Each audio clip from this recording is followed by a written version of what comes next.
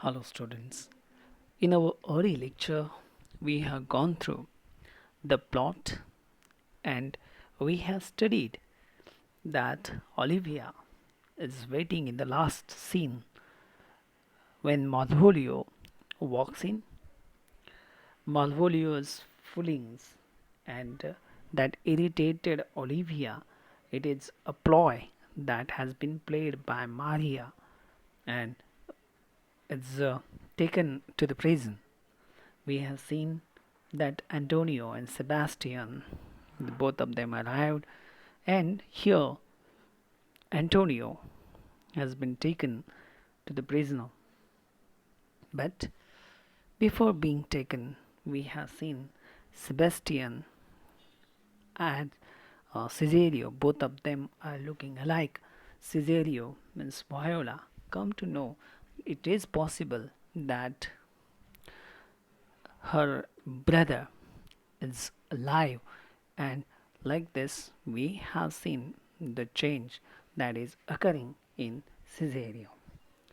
पुढचा जो अंक आहे act number 4th scene first.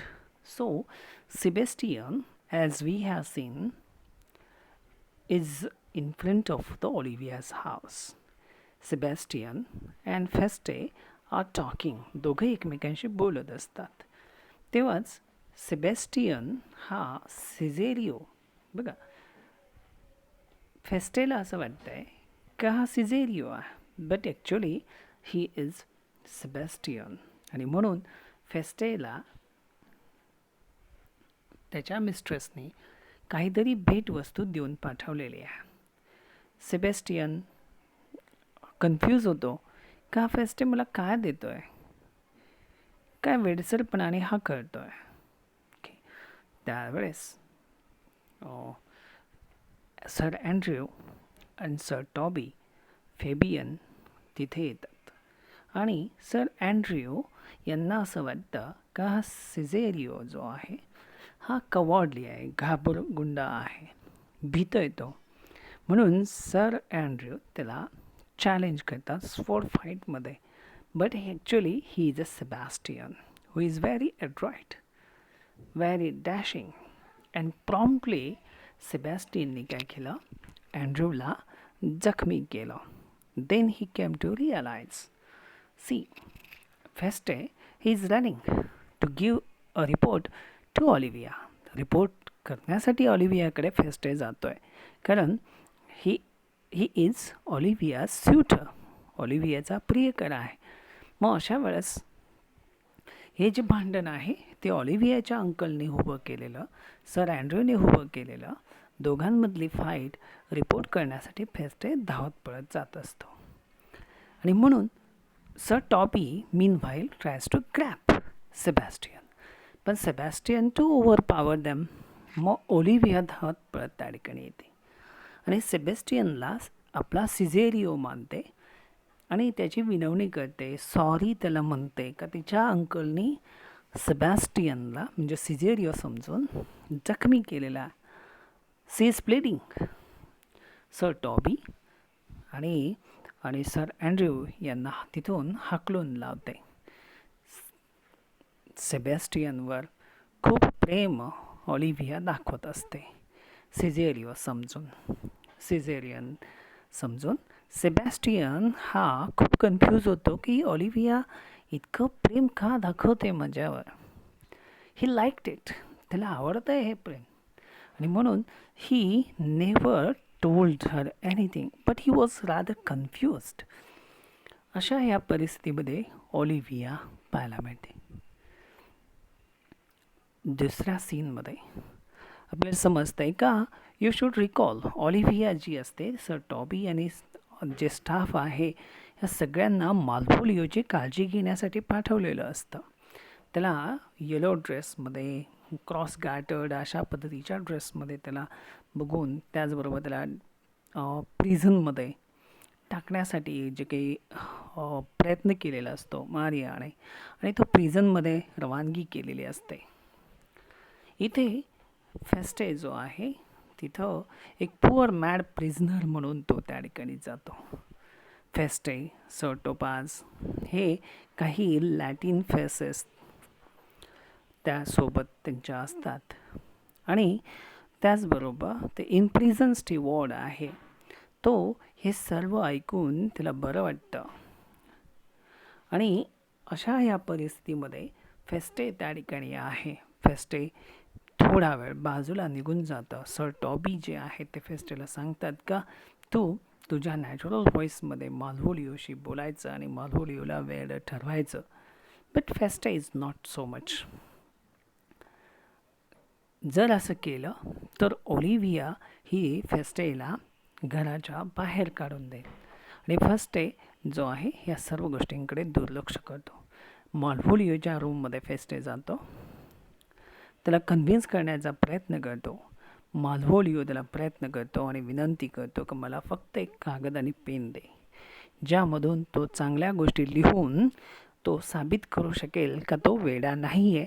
मारियाने त्याला वेडं ठरवलेलं होतं. आणि फेस्टे हे तो त्याला कागद आणि पेन लिहून देण्यासाठी आणून देतोय. सीन तिसरा आपल्याला पाहायला मिळतो थर्ड ॲक्टमध्ये. ऑलिव्हियाच्या गार्डनमध्ये सेबॅस्टियन बसलेला आणि त्याच वेळेस ऑलिव्हिया ही त्याला सोबत घेऊन गेलेली असते, त्याच्यावर खूप प्रेम करते. सेबॅस्टियन तो एकटा बसलेला, हे प्रेमाचे अनुभव हे त्याला खूप आनंद देणारे वाटतात. आणि तो विचार करतोय की मला अँटोनियो का भेटला नाही आहे, कारण त्याला पोलिसांनी पकडून नेलेलं असतं, सैनिकांनी पकडून नेलेलं असतं. आणि सिझेरियो समोर होता. अँटोनियोला मदत केली नाही कारण सिझेरियो ओळखू शकत नाही, पण अँटोनियो हा कन्फ्यूज झालेला होता. सेबॅस्टियन समजत होता आणि म्हणून तोही कन्फ्यूज झालेला आहे. त्याच वेळेस अँटोनियो त्या ठिकाणी त्याला असं वाटतं की माझ्यासोबत असावा, पण कुठे आहे तो. त्याच वेळेस ऑलिव्हिया जी असते ती त्या ठिकाणी त्याच्यावर प्रेम दाखवत असते. तिने तयारी केलेली असते, ती लगेच प्रिस्टला बोलवणार असते आणि ती सेबॅस्टियनला विचारते की तू आता माझ्याशी लग्न करतोयस की नाही. सेबॅस्टियनला विचारल्यानंतर सेबॅस्टियन नाही थोडीच म्हणणार. सेबॅस्टियन तयार होतो, लगेचच तयार झालं आणि हे मॅरेज जे आहे हे सिक्रेट ठेवलं जाईल, कारण जोपर्यंत चांगले मॅरेज सेरेमनी आपण उभी करत नाही तोपर्यंत हे सिक्रेट ठेवायचं. सेबॅस्टियन ॲग्री झालेला आहे आणि अशा पद्धतीने ऑलिव्हियाने एका प्रिस्टची मदतीने त्या ठिकाणी सुरुवात केलेली असते लग्नाच्या तयारीसाठी. फिफ्थ ॲक्ट आपल्याला पाहायला मिळतो. ह्यामध्ये सगळे जे कॉम्प्लिकेशन्स आहेत हे रिझॉल्व्ह होत असतात आणि ह्या शेवटच्या अंकामध्ये आपल्याला पाहायला मिळतं का फक्त एकमेव सीन आहे आणि ह्या सीनमध्ये आपल्याला भला मोठा असलेला सीनमध्ये सगळं काही ऑल इज वेल झालेलं पाहायला मिळतं. ऑलिव्हियाच्या घराच्या बाहेर स्ट्रीटवर, रस्त्यावर हा सीन पार पडतो. फेस्टेने माल्व्होलिओकडून एक पत्र ऑलिव्हियासाठी आणलेलं असतं. फेबियन जो आहे हा फेस्टेने वाचू नये याच्यासाठी प्रयत्न करतो, पण ते कुठल्याही प्रकारची घाई तो दाखवत नाही. डिकॉसिनो तिथे आलेला आहे, व्हायोला तिथे आहे, क्युरिओ आहे आणि इतर सर्व लोक त्या ठिकाणी येतात. ऑसिनो बघतो का काय फेस्टेच्या बोलण्यावर खुश होतो, त्याला गोल्ड कॉईन दिलं जातं. त्याच वेळेस ऑलिव्हिया त्या ठिकाणी येते आणि त्यासोबत सेबॅस्टियन आलेला आहे. सिझेरियो जे आहे ते अँटोनियोला बघते का इतर सर्व लोकांच्या सोबत अँटोनियोला घेऊन येत आहेत. ऑर्सिनो, सिझेरियो आणि अँटोनियो हे पण त्या ठिकाणी आलेले आहेत. ऑर्सिनो आल्या आल्या अँटोनियोला विचारतो हा कोण आहे, आठवतं त्याला. ऑर्सिनो आठवतो याने आपले समुद्रामध्ये बोटी बुडवलेल्या आहेत, आपल्या बोटी त्याच्यावरचा माल सगळा मौल्यवान गोष्टी चोरलेल्या आहेत. हा कॅप्टन होता त्या पिरेट शिपचा अँटोनिओ हे कबूल करतो, पण एक चांगला अपोनंट म्हणून ड्यूक ऑर्सिनो त्याचा रिस्पेक्ट करत असतो. तेव्हा अँटोनिओ सांगतो की मी इथे एक विचक्राफ्टचा शिकार झालेलो आहे. मी सेबॅस्टियनच्या सोबत इथं आलेलो आहे. ऑलिव्हिया त्याचबरोबर सोबत धावत पळत पुढे येत असते. ऑर्सिनो बघतो की ऑलिव्हिया येत आहे. ऑलिव्हियाला बघून ऑर्सिनो खूप खुश होतो आणि हेवन वॉक्स ऑन अर्थ अशा पद्धतीने तो बोलतो. पण ती त्या ठिकाणी सांगते की ऑलिव्हिया खूप रागात आहे. ती ऑर्सिनोला विचारते का तुम्हाला आता इथे काय हवं आहे.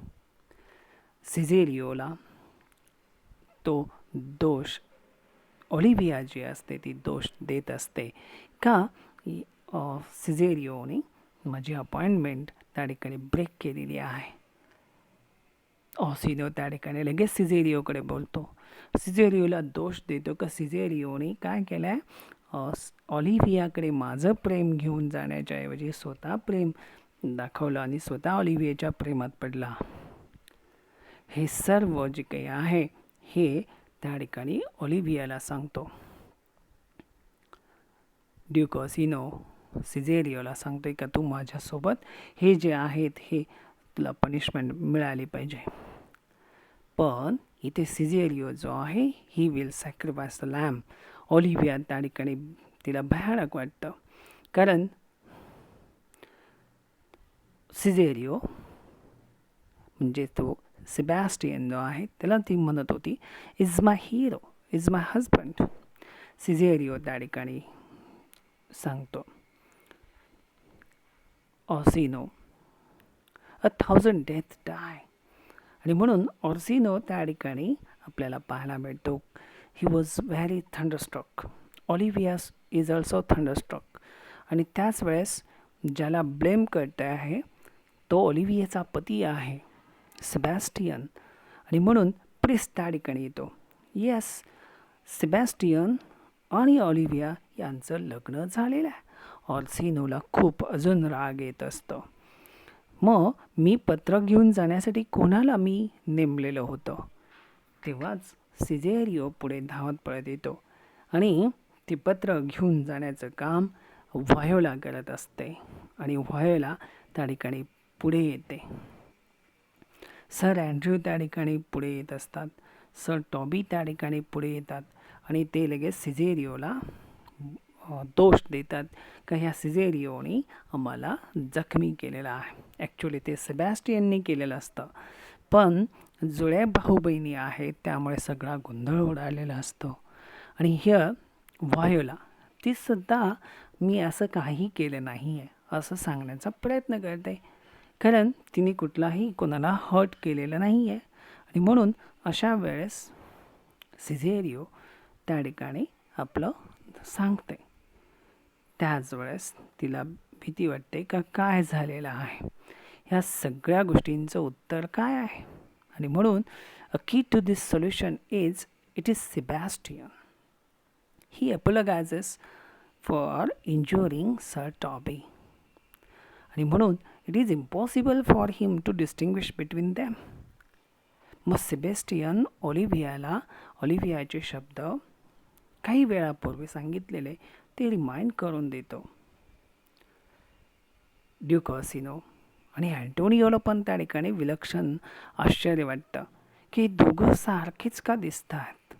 मग तेव्हा सिझेरियो म्हणजे व्हायोला बोलण्यासाठी सुरुवात करते. She tells Sebastian he is like a very much twin brother who died in a watery womb. Her father was Sebastian. He had a mole on one brow. एका ब्रोच्या वरती मोल आहे. आणि इथे सेबॅस्टियन लगेच त्या ठिकाणी इंटरप्ट करतात. So did his father. त्याच्या वडिलांचं पण होतं. आणि ह्यावरून ते दोघंही त्या ठिकाणी एस्टॅब्लिश होतात का दोघं भाऊ बहिणी आहे. व्हायोला जी असते ती आपलं पुरुषाचा वेश ती काढून टाकते आणि स्त्रीच्या रूपामध्ये व्हायोला म्हणून सर्वांच्या समोर येते. माल्व्होलिओ जे असतं त्याचं लेटर हे फेस्टेत धरून बसलेलं असतं, हातामध्ये असतं आणि तोही ते वाचणार असतो. सेबॅस्टियन आता ऑलिव्हियाकडे बघतो का सी इज ऑल्सो मिस्टेकन, कारण तिने जे लग्न केलेलं आहे ते सेबॅस्टियनशी केलेलं आहे. म्हणजे सेबॅस्टियन सांगतो तुझं माझ्याशी लग्न झालेलं आहे आणि त्यांना जखमी मी केलेलं होतं. सिझेरियो सांगतो का मी कुठल्याही प्रकारचं तुमचं ब्रीच ऑफ ट्रस्ट केलेला नाही आहे, ड्यूक ऑर्सिनोला सांगते, आणि मी तुमचं काम हे काळजीपूर्वक केलेलं होतं. हे फक्त मिस्टेकन आयडेंटिटीमुळे हे सगळं झालेलं आहे.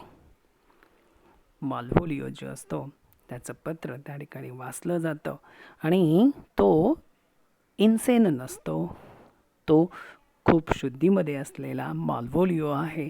हे सगळं मारियाचं प्लॅनिंग होतं, त्याला वेडं ठरवण्याचं आणि आपल्या अपमानाचा बदला घेण्याचं मारियाचं प्लॅनिंग होतं. हे सर्व त्या ठिकाणी माल्व्होलिओ आणि मारिया हे पण सांगतात. इथं सगळं प्लॉटिंग जे होतं ते सगळं उघडं पडलेलं आहे. फेबियन त्या ठिकाणी कन्फेस करतो.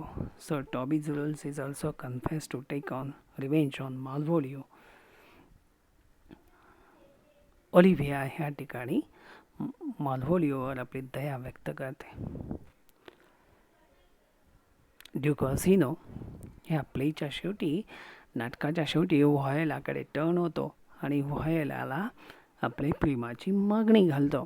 व्हायोला ते सर्व स्वीकारते आणि ऑलिव्हिया आणि सेबॅस्टियन यांचं लग्न झालेलंच आहे. इथं ड्यूक ऑर्सिनो व्हायोलाशी लग्न करतोय आणि इथं माल्व्होलिओ हा जो तुरुंगामध्ये डांबून ठेवलेला होता तो सुद्धा क्लिअर झालेला आहे. मिस्टेकन आयडेंटिटी ती पण क्लिअर होते आणि this is the last thing in which the jester song is संग.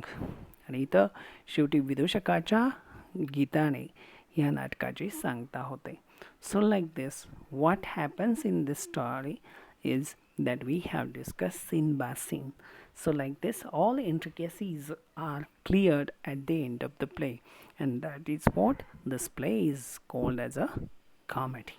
So as a student you must listen, and if you wish you can take the help of this PDF file that I had already shared with you in the form of a notes, so you can go through these notes and prepare for your upcoming papers.